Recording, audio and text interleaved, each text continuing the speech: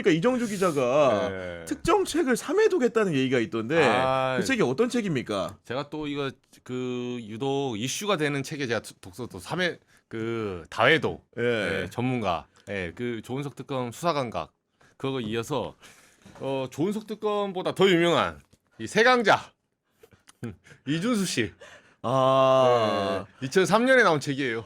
지금 김건희 씨와 네. 그런 그 주식 관련된 문제로 지금 구속되신 그 이준수 씨 얘기하는 거죠? 세강자. 책 제목을 보니까 세강자의 독학 주식과인데 이게 언제쯤 출판된 책입니까? 2003년 5월달에 출판됐어요. 아 그래요? 네, 오래됐어요. 지금으로부터 거의 20년 가까이 된 우리 책인데 구앵커랑 저랑 대학생 때. 이 책 읽어보니까 좀 어떤 생각이 좀 들었어요? 일단 뭐 제가 이게 그때 가격으로 14,500원이에요. 지금 인플레 비싸네. 계산하면 네. 지금 가격이 뭐 거의 한 4, 5만 원짜리죠. 네, 사지 마십시오. 쓰레기입니다. 쓰레기. 네, 제가 한동훈 책 이후에 가장 쓰레기 책이 이건지 알아요. 네. 아니 그 쓰레기라고 단어 나는 배경이 있을 거 아닙니까? 이유가. 하나만 말씀드리면 이 세강자 씨가 거의 뭐 차트 이 사람이 그 모의 투자대 있잖아요. 나름대로 모의 투자대 이제 3회 정도 우승하거든요. 그래서 이제 차트를 보는 일본 캔들 이게 주식 투자할 때 약간 투기성으로 하는 그런 어떤 기술을 써놓은 책이에요. 그렇구나. 근데 여기 보면 제가 이거 인상 깊게 본 페이지가 121페이지. 121페이지. 네. 여기 이제 3회도 가다 보면 이 사람의 가치관이 하나씩 들어있거든요. 제가 여기 읽어드릴게요. 사지 마시라고. 쓰레기 책이니까. 여기에 예를 들면 이런 거예요. 소위 말해서 세력들이 있죠. 세력들이 이제 주식시장을 좌지우지한다는 점 반박의 여지가 없을 것이다. 이러면서 뭐라고 하냐면 따라서 이왕 존재하는 이들을 원망할 것이 아니라 이들의 투자 패턴에 동승한다면 보다 높은 수익을 얻을 수 있을 것이다. 이게 지금 사기치라는 소리 아닙니까? 주가 조작하라는 소리 아니에요. 마인드가 이래요. 마인드가. 그럼 뭔가 주식 과외를 해준다고 하면서 실질적인 도움이 되기보다는 뭔가 누군가의 편승하라는 취지의 말을 한다는 것 자체가 사기치라 이 소리 아닙니까? 사기꾼이 너무 세면 네. 너도 사기꾼 욕하지 말고 너도 거기 올라타. 나쁜 놈들 욕하지 말고 배워. 이 소리 하는 거예요. 그러니까요. 그래서 이걸 바탕으로 이제 1호부터 한 7년 후에 김건희와 함께 하게 된다. 도이치모터스. 네. 그게 이 책의 써머리입니다. 끝입니다. 더 이상 논평할 가치가 없다. 그리고 이 앞에 네. 저는 이제 이 머릿말이 이 사람이 직접 쓴 것 같아요. 제가 보니까 여기 좀 인상 깊은데 이 사람이 뭐 여러 가지 말을 하는데 제가 요거 하나 이렇게 말하거든요. 자기가 누구 말인지 모르겠지만 기억에 남는 문구가 있다. 뭐냐면 무한한 우주에서 인간의 존재는 먼지와 같다. 그러나 나는 먼지로 돌아가는 인생을 살고 싶지 않다. 내 이름 석자로 오래도록 남기고 싶다. 성공했어요. 성공했어요. 네. 그 이름 석자를 대한민국 국민의 상당수가 알게 되는 쾌거를 제가 이걸 거뒀기 사보지 때문에. 않았습니까? 제가 네. 알라딘 중고에 사봤잖아요. 성공했어요. 이름 석자 이준수는 잊지 못할 거다. 이정주 기자가 사실 오늘 꼭 하고 싶은 부분이 있다고 해가지고 준비해온 게 있기 때문에 그 부분은 어떻게든 간에 얘기를 좀 해야 됩니다. 지금 최근에 이제 개혁신당 이준석 대표를 떠난 최측근이 사실 화제가 좀 됐었는데 그분이 이제 구형모전 경기 화성시병 당협위원장인데 이분과 우리 이정주 기자가 장장 20여 분과 통화를 했다면서요. 네. 구영모 이 위원장 원래 안철수 사람이었죠. 예전에. 그래갖고 최근에 그 탈당하고 난 다음에 바로 그 다음 날 제가 전화를 드렸어요. 그래서 이제 통화를 했는데 이 페이스북에 이제 여러 가지 의심장하게 그 당을 떠나면서 자기 얘기를 많이 써놨더라고요. 그 구구절절하게. 네. 근데 이제 제가 얘기 들어보니까 이제 크게 보면 그 맥락은 두 개였어요.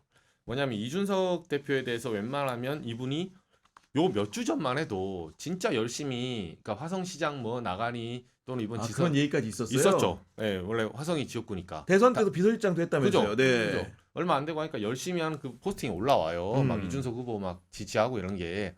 근데 이분 한 말이 이제 내부 얘기니까 제가 5% 해달라는 부분이 있어서 이제 전부는 말씀 못 드리는데 네. 굉장히 서운했던 건 페이스북을 기반으로 해서 이제 말씀드리면 이준석 대표가 이 인사에 걸쳐서 예를 들면 지금 개혁연구위원장 개혁신당에 이런 거 하면 예를 들면 이 자리를 이제 연구위원장에서 부위원장 안 치고 인선하잖아요. 그러면 이 사람이 기본적으로 회피형 인간이라는 거예요. 그러니까 인사를 하고 예를 들면 자리를 빼거나 강등하거나 이동시킬 때 당사자에게 얘기를 해야 될 거 아닙니까? 본인 비서실장이네요. 게다가.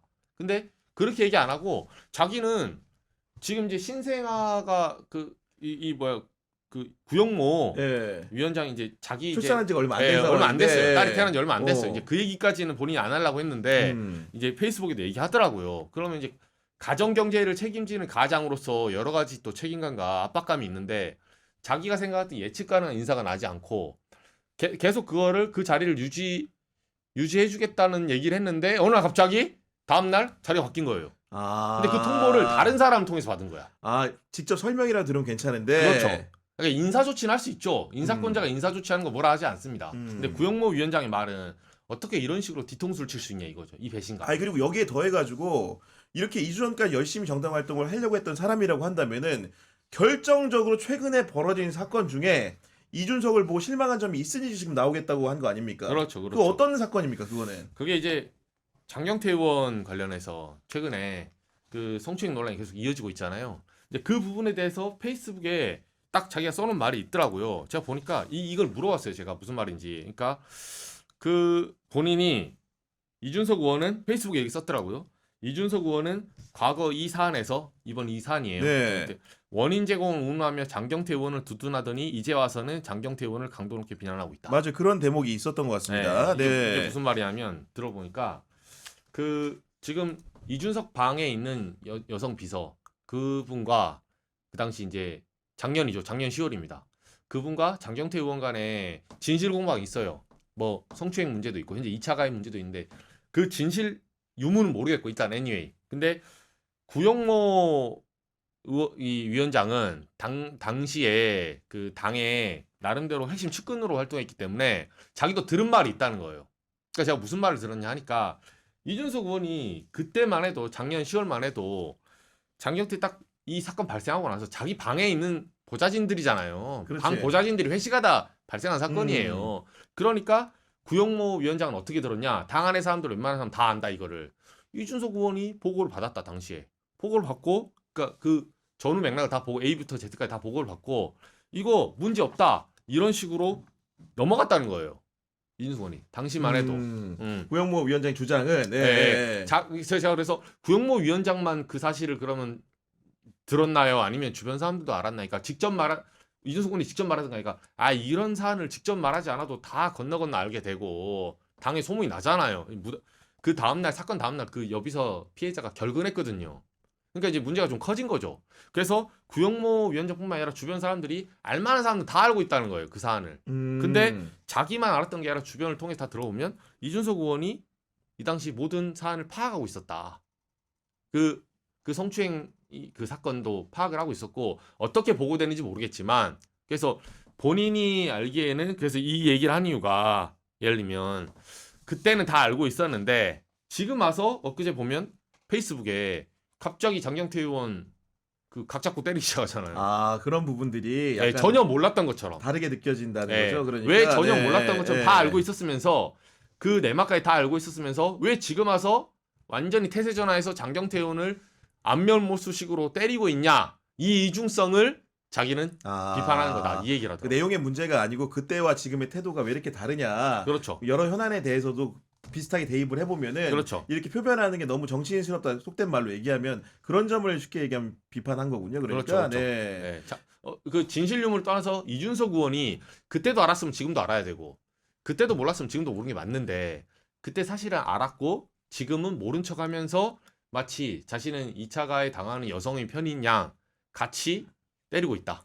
그러니까 저는 뭐 이준석 대표랑 개인적인 친분이 잘 없기 때문에 그 측근 그룹들도 실체를 잘 몰랐는데 흔히들 누구한테 잘 아는 사람한테 물어봤더니 이준석 대표의 측근 그룹은 3K라고 한다고 그러더라고요. 첫 번째가 이제 김철근 전 사무총장, 두 번째가 곽대중 대변인, 그리고 이제 구영모 위원장이었다는 거예요. 근데 3K 중에 하나가 이렇게 나갔기 때문에 어쨌든 간에 그 굉장히 타격이 있을 거라는 게 주변 사람들의 얘기인 건데 사실 근데 이준석 그 위원장이 지금 정치 행보를 쭉 보면은 뭔가 이제 덧셈이 잘 안 되고 계속 이제 마이너스 행보를 걸어온 것도 사실 부인할 수 없는 사실 아닙니까 이게. 제가 알기로는 이제 수행비서도 지난 대선 끝나자마자 그만뒀어요. 근데 그 수행비서는 진짜 그 이준석 대표의 최측근에서 맞아요. 정말 헌신적으로 했던 분이거든요. 근데 그분도 그만두고 그다음에 사실 이준석 캠프의 전략가로 활동했던 분도 오래전에 그 명태균 게이트 때 그만뒀어요. 그쵸, 그쵸. 그때 명태균 게이트 때 그만두면서 제가 왜 그만두냐고 하니까 아 기자님 저는 그동안 이준석이랑 일했다고 생각을 했는데 지금 생각해 보니까 저는 명태균이랑 일한 것 같습니다. 이게 마지막 말이었거든요. 그러니까 무슨 얘기냐면 이준석이 뭐 비단 주머니며 뭐 블라블라 얘기했던 모든 것들이 자기는 이준석이라는 정치인이 갖고 있던 어떤 내공이라고 생각을 했었는데 알고 보니 그게 다 명태균한테 주입됐던 정치의 내용이었다. 그걸 확인한 순간 더 이상 이 사람하고는 같이 일을 할 수 없겠다라는 판단이 들어서 그만뒀고 대선 때도 계속 본인에게 이제 그 콜이 왔다는 거예요. 근데 실체를 알고 나니까 도무지 같이 일할 수 없어서 가지 않았다. 이런 얘기를 하는 겁니다. 근데 저는 그 구용모 위원장의 경우도 몰랐을까요? 이준석이라는 정치인이 어떤 사람인지. 근데 저는 이제 본인의 거취와 관련된 이슈가 있어서 이렇게 하는 거 아닌가라는 네. 생각도 좀 듭니다. 예. 왜냐하면 좀 그렇잖아요. 먹고 살아야 되는데. 그러니까 그렇죠. 저는 예. 그런 측면도 좀 있어 보이고 근데 저는 미래 정치인으로서 이준석이라는 사람이 지난 대선 때 입에도 담을 수 없는 끔찍한 그런 그 성폭력 발언을 한 이후에도 여전히 뭐 좀 참여하고 반성하는 게 아니라 계속 이런 말장난 정치를 하고 있어요. 이제 앞서도 그 우리가 얘기했죠. 이재명 대통령하고 비교를 해가지고 같이 하는 것부터 시작해서 저는 이준석 정치의 그 협회함이라는 게 이제 도를 넘었다라는 생각이 좀 들고 제가 보기엔 대중에게 이제는 인정받기 어려운 지경으로 가는 거 아닌가 싶습니다. 그러니까요. 아무래도 이제 자기 가치를 발현함으로써 빛남으로써 뭔가 유권자를 설득을 해야 되는데 결국 국면마다 너무 이제 숨가쁘게 남을 때려서 올라가려고 하다 보니 그런 그러니까요. 부분들이 국민들이 사실 실망한 부분이 아닐까 싶고